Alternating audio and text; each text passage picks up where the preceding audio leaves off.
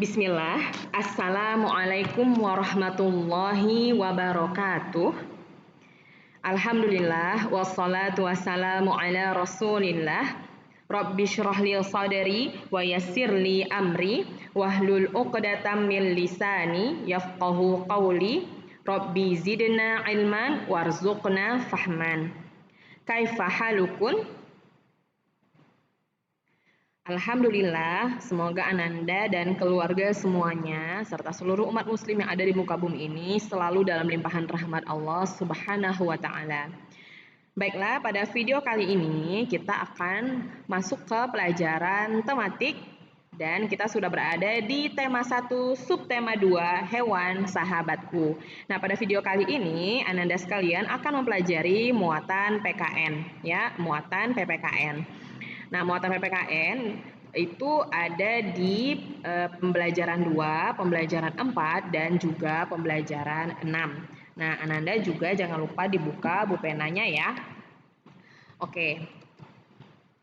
Nah, kalau pada pertemuan sebelumnya kita sudah mempelajari nilai-nilai sila Pancasila, diantaranya sila pertama, kedua, dan yang ketiga.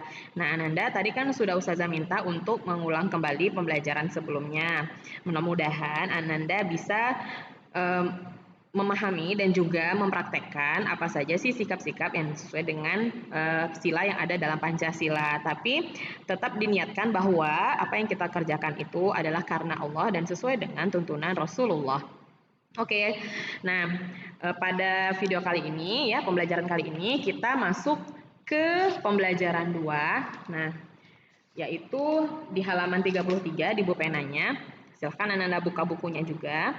Nah, kita akan masuk ke sila keempat Pancasila. Nah, Anda sudah pasti tahu kan apa bunyi dan juga apa lambang dari sila keempat Pancasila kan? Oke, sebelum itu ya, kita tahu bahwa Pancasila itu adalah dasar negara Republik Indonesia. Ya, Pancasila mengandung nilai-nilai luhur bangsa Indonesia. Nah, agar semakin ingat ya, silakan Anda simak, lihat gambar yang ada di layar. Ada lambang simbol Pancasila dan juga bunyinya. Nah, nilai-nilai yang tergantung di dalam Pancasila ini haruslah kita amalkan dalam kehidupan sehari-hari selama tidak bertentangan dengan syariat Islam. Nah, salah satu nilai yang harus kita amalkan itu adalah nilai-nilai pada sila keempat Pancasila, ya. Nah, sila keempat Pancasila itu yang berbunyi kerakyatan yang dipimpin oleh hikmat kebijaksanaan dalam permusyawaratan perwakilan. Ini menunjukkan bahwa Indonesia itu adalah negara yang demokrasi. Nah, sistem pemerintahan Indonesia dibentuk dari, oleh, dan untuk rakyat. Jadi, sistem pemerintahan di Indonesia itu dibentuk dari rakyat, oleh rakyat, dan untuk rakyat. Semuanya berasal dari golongan rakyat. Nah, dalam menjalankan pemerintahan, keputusan diambil dengan musyawarah untuk mencapai mufakat. Ya, setiap keputusan dalam masyarakat, baik itu di dalam rumah, di sekolah, ya, di lingkungan pemerintahan, dimanapun itu, selama masih di Indonesia, keputusan itu diambil dengan cara musyawarah, dirundingkan dulu untuk mencapai mufakat. Nah, itu tadi ya maksud dari sila keempat. Lalu apa sih sebenarnya nilai yang ada dalam sila keempat Pancasila? Nah, coba Anda perhatikan di sini Ustazah menuliskan 4 poin ya. Di antaranya setiap warga negara Indonesia memiliki kedudukan, hak dan kewajiban yang sama. Setiap kita punya kedudukan, hak dan kewajiban yang sama. Yang kedua, mengutamakan musyawarah dalam mengambil keputusan untuk kepentingan bersama. Jadi tidak boleh ada mengambil keputusan sendiri, harus berdasarkan musyawarah. Nah, yang ketiga, musyawarah dilakukan dengan akal sehat dan sesuai dengan hati nurani. Ini maksudnya hati ya, hati nurani yang luhur. Jadi orang-orang yang diberi akal sehat lah yang bisa untuk dimintai musyawarah atau pendapatnya. Lalu yang keempat, musyawarah itu untuk mencapai mufakat diliputi oleh semangat kekeluargaan. Ini bukan maksudnya kekeluargaannya sama ayah dan abinya ya, abi atau uminya ya, melainkan sifat kekeluargaan itu erat ya, tidak ada permusuhan, tidak ada kedengkian di dalamnya. Nah, ini tadi nilai yang ada dalam sila keempat Pancasila. Lalu apa sih contoh perilaku yang mencerminkan sila keempat Pancasila? Nah, diantaranya yang pertama, tidak memaksakan keinginan atau pendapat kita pribadi. Yang kedua, memberi kesempatan orang lain untuk berpendapat. Jadi kita biarkan teman kita untuk menyampaikan pendapatnya. Nah, setelah itu kita hargai ya. Kalaupun berbeda, bukan berarti kita harus bermusuhan dengan dia. Nah, yang ketiga, mengikuti diskusi kelas bersama teman sekelompok. Lalu yang keempat, melaksanakan keputusan hasil musyawarah dengan baik. Jadi kalau tadi sudah dirundingkan bersama, dimusyawarahkan bersama, baik itu dalam keluarga, di kelas, di lingkungan masyarakat, kita harus laksanakan hasil musyawarah yang sudah kita kesepakati tadi.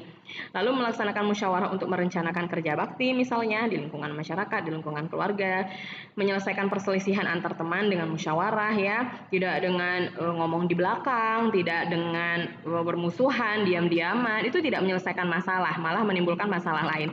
Jadi ada baiknya didiskusikan bersama, dimusyawarahkan, jadi clear semua, selesai masalahnya, tidak ada lagi kedengkian di antara teman-temannya. Lalu yang terakhir, memberikan pendapat atau menanggapi pendapat orang lain. Jadi kita tidak boleh mengejek pendapat orang lain, tapi kita menghargai, memberikan tanggapan, baik itu setuju atau tidak setuju, kita tetap berusaha untuk memberikan sesuatu yang baik untuk orang lain, sebagaimana kita juga senang kalau mendapatkan sesuatu yang baik. Nah, di sini Ustazah tampilkan teks ya.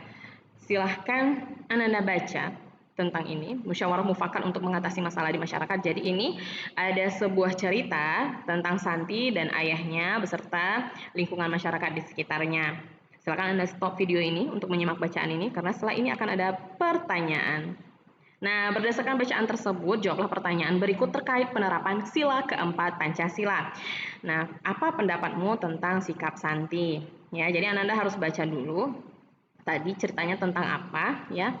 Kemudian silahkan dijawab ini, soal-soal ini di buku latihannya. Nah, misalkan tadi Ustazah kasih contoh ya. Tadi Ananda sudah baca ceritanya Santi. Nah, dari cerita tadi, ini contoh jawaban nomor pertama ya, sikap Santi itu dapat dimaklumi. Selain sebagai sumber penghasilan keluarganya, peternakan tersebut juga bermanfaat untuk warga lain. Nah, peternakan keluarga Santi memasok telur untuk warganya. Jadi ini ada cerita antara Santi, ayahnya, dan lingkungan masyarakat di sekitarnya. Nah, silakan Anda jawab pertanyaan nomor 2, 3, dan 4 di buku latihannya. Ya, ini latihan yang selanjutnya. Oke, bisa dipahami ya. Silahkan lanjutkan jawab nomor 2, 3, dan 4 di buku latihannya. Nomor 1 sudah Ustazah jawab. Nah, jadi silahkan Ananda kembali ke slide sebelum ini untuk membaca kembali. Silahkan di stop videonya. Oke, nah kita masuk ke pembelajaran 4 tentang perilaku sila keempat Pancasila di sekolah dan juga di rumah. Apa sih contoh perilaku sila keempat dan dari Pancasila ini di sekolah dan juga di rumah? Kalau di sekolah nih contohnya ya, kita mengikuti pemilihan ketua kelas dengan tertib, lalu mendengarkan ketika teman menyampaikan pendapat, tidak memotong pembicaraan orang lain ya, melakukan musyawarah atau diskusi untuk menentukan jadwal piket. Nah, biasanya ini dilaksanakan oleh guru, wali kelas, kemudian melakukan musyawarah sebelum membeli perlengkapan kelas, ya, melaksanakan hasil musyawarah kelas dengan bertanggung jawab, lalu menghindari memaksakan kehendak saat mengikuti musyawarah kelas. Jadi tidak ngotot dengan pendapat kita, melainkan kita harus menghargai pendapat orang lain. Itu kalau di sekolah. Lalu kalau di rumah bagaimana contohnya? Yang pertama, melakukan musyawarah saat menentukan tugas rumah. Ya, siapa yang nyapu rumah, nyuci piring, misalkan yang jemur pakaian, nah didiskusikan antara orang tuanya atau adik kakaknya. Lalu menanggapi kritik dan saran dari anggota keluarga dengan sopan, ya, tidak dengan nada yang tinggi, tidak juga dengan marah-marah, tidak juga menertawakan atau mengejek. Kemudian memberikan kritik dan saran kepada anggota keluarga dengan sopan, ya, menyampaikan pendapat disertai alasan yang masuk akal dan santun, terutama kita sebagai yang paling, misalkan kita yang sebagai anak di rumah. Lalu menaati aturan yang telah disepakati warga di lingkungan sekitar, ya, kita sebagai warga masyarakat harus tetap melaksanakan tata tertib yang ada di lingkungan sekitar rumah kita. Kemudian menghargai perbedaan pendapat antar warga di lingkungan sekitar rumah. Nah, itu tadi beberapa contoh tentang perilaku dari sila keempat Pancasila, baik itu di sekolah dan juga di rumah. Nah, Ananda yang sudah tahu,